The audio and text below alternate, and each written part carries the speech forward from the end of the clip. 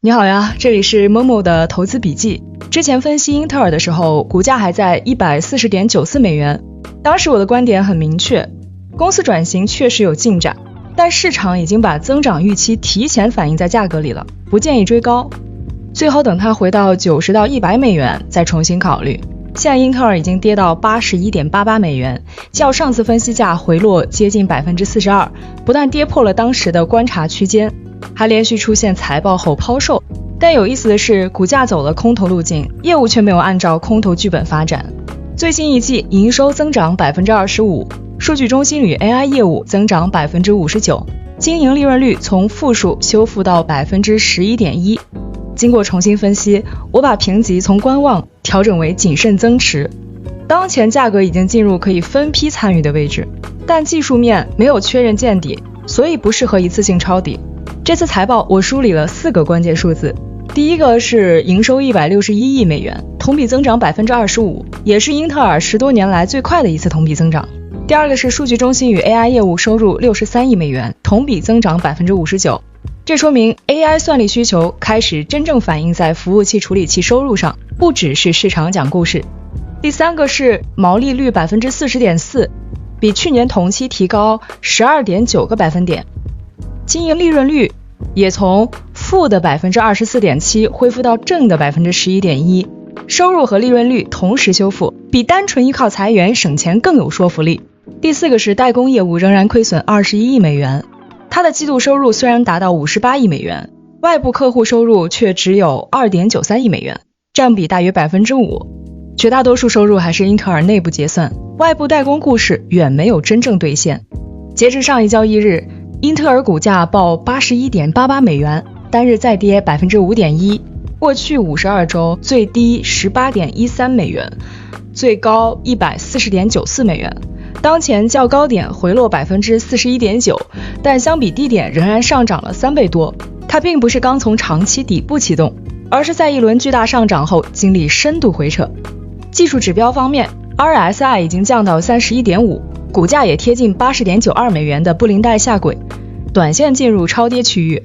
但 EMA 12是 96.36 美元， EMA 26是 104.17 美元，仍為空头排列。MACD 下降到負的 7.81， 空頭動能還在擴大，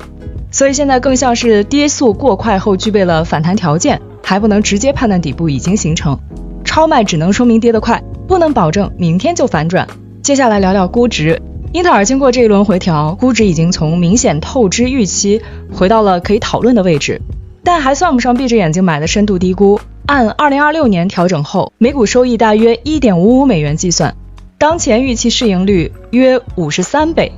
這個水平放在傳統半導體公司裡依然偏高。用今年盈利算市盈率，就像只看一個人現在的月薪估身價，沒考慮他明年會不會漲薪。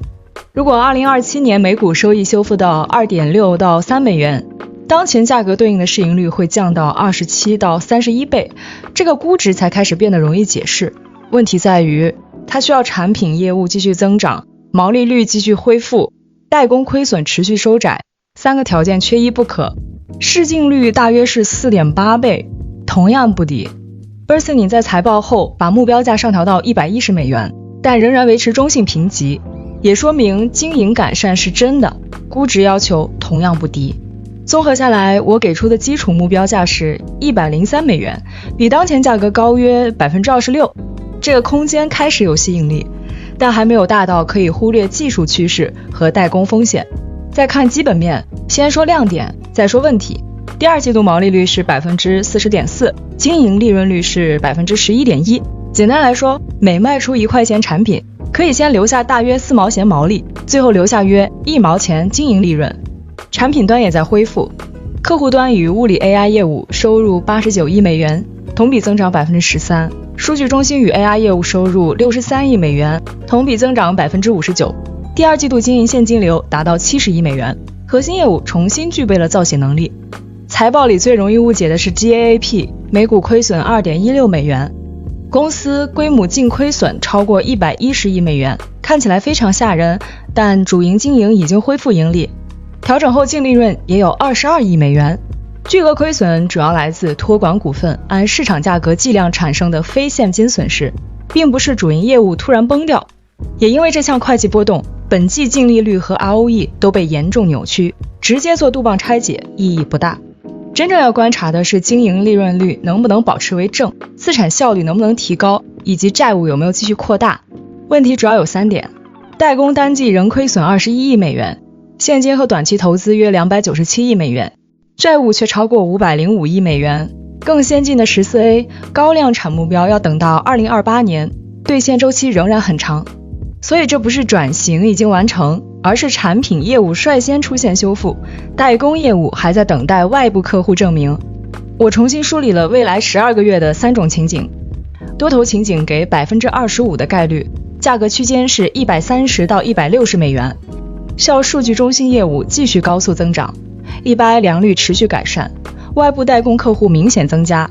而且2027年調整後，每股收益向 3.5 到4美元靠攏，基礎情景給 50% 的概率，價格區間是90到115美元。這裡假設產品業務維持增長，毛利率緩慢修復，代工虧損逐季收窄，但外部收入仍然有限。這是目前證據支持度最高的一條路徑。空頭情景給 25% 的概率，價格區間是55到70美元。出發條件是 PC 和服務器需求放緩，代工虧損重新擴大，外部客戶沒有進展，再加上資本開支和債務壓力上升，3個情景的加權價值大約是103美元，比當前 81.88 美元高約 26%， 但空頭情景下沿只有55美元，向下空間同樣不小。最後說說我自己的操作策略，